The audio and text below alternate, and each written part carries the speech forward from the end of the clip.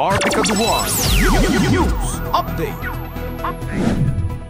Mas pinalawak pa ang bentahan ng murang bigas. Simula kasi ngayong araw, may mabibili ng 20 pesos kada kilong bigas dito sa Kamkrame. Ayon sa kawani ng Department of Agriculture, inisyal na 10 sako ng bigas muna ang ibebenta sa kadiwa ng Pangulo sa PNP. Para ito sa mga priority sector o yung mga vulnerable na grupo gaya ng senior citizen, persons with disability, buntis at solo parent. Maaari silang pumasok dito sa kampo para bumili ng murang bigas kahit hindi sila empleyado ng PNP. Samantala sa mga oras na to, dahil kabubukas lamang ng kadiwa, ay unti-unti pa lamang nagsisidatingan ang mga namimili.